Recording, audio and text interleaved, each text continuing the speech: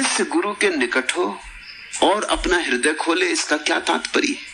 और हृदय खोलने का अर्थ होता है तुम कुछ छिपाओ मत। तुमने सबसे छिपाया है, तुमने अपने प्रेमी से भी छिपाया है, तुमने अपने राज कायम रखे, तुमने अपनी पत्नी से भी पूरी बात नहीं कही है, तुमने अपने पति से भी पूरा राज नहीं कहा है, तुमने कुछ बातें छिपा रखी। तुम रोज छिपाते हो, तुमने कभी भी कहीं अपने हृदय को पूरा नहीं खोला है, खोल भी नहीं सकते थे। तुम्हें मैं दोष भी नहीं देता, क्योंकि जिनके भी सामने तुम पूरा हृदय खोलते वही तुम्हारे खिलाफ हो जाते। तुम्हारा डर नैसर्गिक है। अगर तुम अपनी पत्नी से आके कह देते कि आज रास्ते पर एक सुंदर स्त्री को गुजरते देखकर मेरा मन ऐसा हो आया कि काश मैं इससे विवाह कर लूं, तो अड़चन ही खड़ी होगी। इसकी बहुत कम संभावना है कि तुम्हारी पत्नी समझे। पत्नी सिर पीटने लगेगी, हाथ पैर मारने लगेगी, रोने लगेगी, धुआं उपद्रव मचा देगी, पास पड़ोस के लोगों को इकट्ठा कर देगी और तुम्हें कभी क्षमा नहीं कर पाएगी। और उस दिन से तुम पर ज्यादा पाबंदी और ज्यादा इंतजाम शुरू हो जाएंगे। तुम्हें कहीं अकेला भी न जाने देगी। किसी स्त्री की तरफ आंख उठा के देखोगे तो तुम्हें अपराध के भाव से भर देगी। तो कह भी नहीं सकते हो। इसे तो सरका के रख देना होगा, इसे छिपाना होगा, इसे प्रकट नहीं किया जा सकता, हृदय को खोला नहीं जा सकता। क्योंकि तुम्हारे चारों तरफ लोग हैं जो चाहते हैं तुम्हें एक खास ढंग का जीवन तुम बिताओ। चुनाव करते हैं, जो कहते हैं ऐसे होना तो स्वीकार हो, अगर ऐसे हुए तो अस्वीकार हो जाओगे। तुमने अगर अपनी कमजोरियां प्रकट की तो तुम निंदित हो जाओगे। तुमने अपने हृदय को अगर खोल के वैसे रख दिया जैसा तुम्हारे भीतर है, कच्चा, बिना रंग रोगन लगाए, बिना टचअप के, जैसा है कच्चा, सुंदर तो सुंदर, कुरूप तो कुरूप, अनगढ़, बेबना, ऐसा का ऐसा रख दिया तो तुम्हें कोई भी सम्मान न देगा। सम्मान तो तुम्हारे पाखंड को मिलता है, तो जितना बड़ा पाखंडी उतना सम्मानित हो जाता है। तो तुम्हें दिखाना पड़ता है, चाहे तुम महात्मा हो या ना हो, तुम्हें दिखाना पड़ता है कि महात्मा तुम हो। तुम आखिरी दम तक दिखाने की कोशिश करते हो कुछ जो तुम नहीं हो, और छिपाने की कोशिश करते हो वह जो तुम हो। ये तुम्हारे जीवन की प्रक्रिया है। इसी प्रक्रिया को गुरु के पास भी रखोगे जारी, तो फिर तुम्हें गुरु मिला ही नहीं।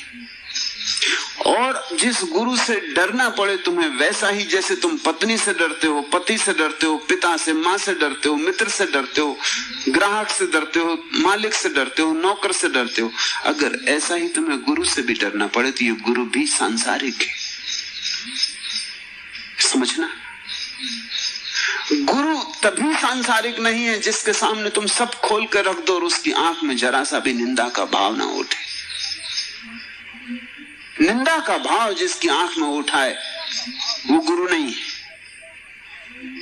इसलिए तुम्हारे 100 गुरुओं में से 99 तथाकथित है, सांसारिक है।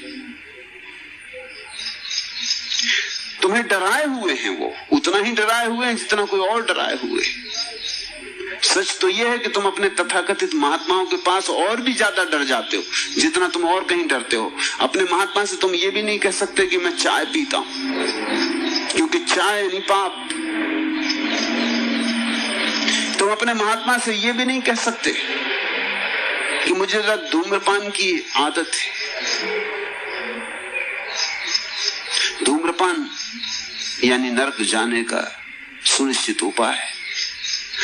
छोटी छोटी बातें, क्षुद्र बातें, उनको भी तुम खोल नहीं सकते, क्योंकि वो जो आदमी वहां बैठा तत्क्षण तुम्हारी गर्दन पकड़ लेगा कि तुम और ऐसा करते हो, त्याग करो इसका इसी वक्त, और तुम सदा के लिए अप्रतिष्ठित हो जाओगे उसकी आंखों में। पाखंड की प्रतिष्ठा है।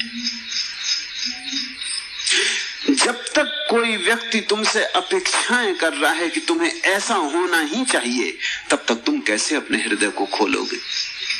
इसलिए संसार में चलते 99 गुरु गुरु नहीं। गुरु की परिभाषा यही है, सदगुरु की परिभाषा यही कि जिसके पास जाके तुम सब खोल सको, जो तुम्हें ऐसी सुगमता दे, जो तुम्हें ऐसा अवसर दे कि तुम बिना निंदा स्तुति के, बिना डरे अपने हृदय को खोल के रख सको। तुम कह सको कि मैं ऐसा हूं, क्योंकि जब तक गुरु तुम्हें वैसा ही ना जान ले जैसे तुम हो, तो काम ही शुरू ना होगा। गुरु से छिपाना तो ऐसे ही है जैसे डॉक्टर के पास गए और उससे बीमारी छिपा रहे हो, मरे जा रहे हो, मगर बीमारी डॉक्टर से छिपा रहे हो। और गए हो डॉक्टर के पास, किस लिए गए हो? इलाज के लिए गए हो, निदान के लिए गए हो कि डॉक्टर पकड़ ले कि बीमारी क्या है तो निदान कर दे। डॉक्टर के पास तुम अपनी बीमारी नहीं छिपाते ना। तुम डरते तो नहीं कि डॉक्टर को कह देंगे कि मुझे खांसी आती है और खांसी में कभी कभी खून भी आ जाता है, तो डॉक्टर एकदम मेरे खिलाफ हो जाएगा और कहेगा कि अरे पापी, कि कहीं नौकरी से निकलवा दे, कि सबको पता हो जाए सब ठीक ठाक चल रहा है, चुनाव में खड़े हुए पता चल जाए वोटरों को कि खांसी आती है और खून भी गिरता, तो कौन वोट देगा? तो नेतागण अपनी बीमारी की खबर अखबारों में नहीं छपने देते। अखबारों तो बड़े नाराज हो जाते हैं अगर उनकी बीमारी की कोई खबर छाप दे। मरते दम तक नेता दुनिया को यही दिखलाता रहता है कि मैं परम स्वस्थ हूं। क्यों? क्योंकि नहीं तो वोट कौन देगा? मुर्दों को तो कोई वोट नहीं देता। मरते दम तक नेता यही कहता रहता है कि कोई मुझे खराबी नहीं, सब तरह से ठीक हूं। ये उसे दिखाना ही पड़ता है। तो नेता अपने डॉक्टर को भी छिपा के रखता है।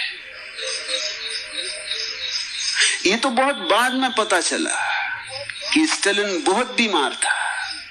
ये तो बहुत बाद में पता चला हिटलर के हार जाने के बाद कि हिटलर बहुत बीमारियों से रुग्ण था। लेकिन ये कभी पता नहीं चला जब हिटलर ताकत में था, किसी को कभी पता नहीं चला। बहुत बीमारियों से परेशान था, मिर्गी की भी बीमारी थी।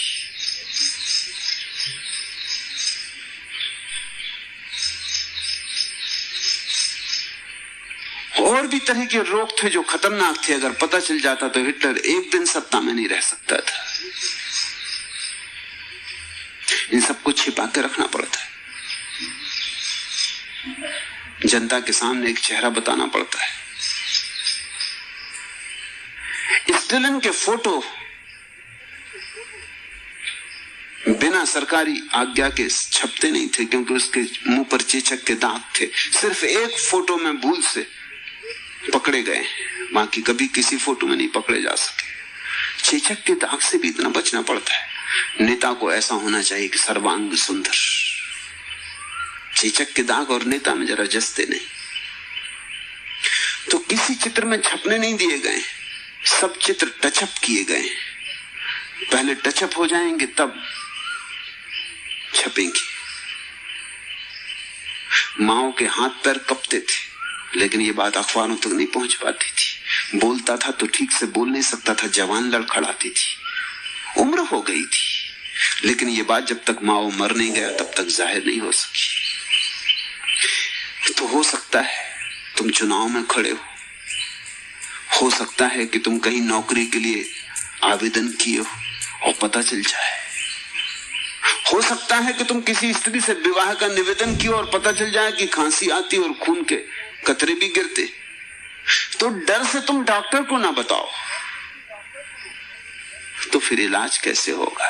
फिर गए ही किस लिए? डॉक्टर के पास तो तुम खोल देते हो ना।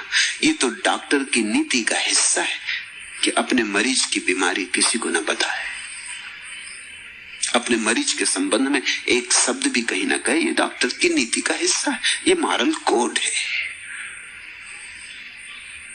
इसलिए तुम डॉक्टर के पास जाके बता भी देते हो, और फिर बीमारी से तुम छूटना चाहते हो। गुरु के पास जब तुम आते हो तो तुम और भी बड़ी बीमारियां लेकर आए हो। वो क्षय रोग का मामला नहीं है और न कैंसर का मामला है। जन्मों जन्मों की आध्यात्मिक बीमारियां हैं। तुम उन्हें छिपाओगे, तुम गुरु से छिपाओगे, तब तो फिर ऐसा ही हो गया कि तुम अपने को औषधि से ही बचा रहे हो। गुरु तो वैद्य है, उससे छिपाया नहीं जा सकता। उसके सामने तो सब खोल के रख देना होगा। पाप का पुण्य का कच्चा चिट्ठा खोल के रख देना होगा, सब बुरा भला खोल के रख देना होगा। और तुम एक उपद्रव हो भीतर, जहां हर तरह के पाप दबे पड़े, जहां हर तरह की बुराई दबी पड़ी, निसंकोच छोड़ देना होगा अपने को। इसलिए मैंने कहा हृदय खोलकर गुरु के सामने रखना होता। हृदय खोलने का अर्थ है तुम गुरु के सामने अपनी किसी भी तरह की प्रतिमा बचाने की कोशिश मत करना। तुम कहना जैसा मैं हूं ये हूं, बुरा भला।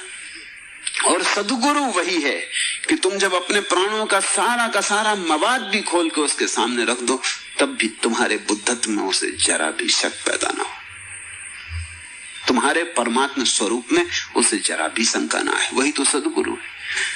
ये सारी बीमारियां ठीक हैं, इनके बावजूद भी तुम हो तो परमात्मा, इससे कुछ भेद नहीं पड़ता। तुमने हजारों पाप किए तो भी तुम्हारा परमात्मा स्वरूप नष्ट नहीं होता है। तुम कितने ही अंधेरे में भटके हो तो भी तुम्हारा स्वभाव चिन्मय। सद्गुरु तो वही है जिसने अपने चिन्मय को देख लिया, वो तुम्हारे चिन्मय को भी देख रहा है। वो तुमसे कहेगा ठीक है ये कबाड़ खाना ठीक है, मगर ये तुम नहीं हो, फिक्र मत करो। मगर ये अवस्था वो तुम्हें सजग कर सके कि ये तुम नहीं हो, तभी बनेगी जब तुम खोल दो अपना हृदय पूरी तरह। और आखिर यह इतना मुश्किल क्यों है और भय क्यों होता है? मुश्किल है क्योंकि जब भी कहीं हृदय खोला तभी घाटा लगा, इसलिए मुश्किल है। अनुभव के कारण मुश्किल है। जब भी कहीं सच बात कही तभी नुकसान हुआ। लोग कहते हैं कि सत्य में विजयते, अनुभव उल्टा ही है, जहां सच बोले वहीं हारे। कभी कभी झूठ तो जीता, सच कभी जीतता हुआ अनुभव में नहीं आया।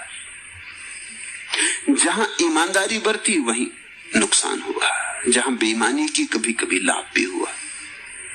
बेईमानी से कभी नुकसान नहीं हुआ, पकड़ी गई तो नुकसान हुआ। इसलिए तुम्हारे समस्त जीवनों का अनुभव यह है कि बेईमानी से नुकसान नहीं होता, पकड़े जाने से नुकसान होता है। पकड़े भर मत जाओ और फिर करो बेईमानी जितनी करनी, लाभ ही लाभ है। सत्य नहीं हारता, न सत्य जीतता। तुम्हारा अनुभव ये, तुम अगर झूठ को भी सत्य की तरह सिद्ध कर सको तो जीत हो जाती। पकड़े भर ना जाओ तो तुम संत हो, अगर पकड़े ना जाओ। पकड़े गए तो पापी। तो असली सवाल पकड़े न जाने का है। तो कैसे हृदय खोलो? हृदय खोला तो अपने ही हाथ से पकड़े गए, ये तो अपने ही हाथ से जाके और समर्पण कर दिया। इसलिए सारे जीवन का तुम्हारा अनुभव ये है कि कहो मत सच्चाई क्या है, जितना बन सके झुठलाओ। और फिर जिससे भी तुमने कहा उसी से हानि हुई। अगर मित्र को कह दी सच्ची बात तो मित्र शत्रु हो गया। फ्रायड ने कहा है अगर सभी मित्र एक दूसरे के संबंध में सच बातें कह दें तो दुनिया में 3 मित्रताएं भी ना बचे।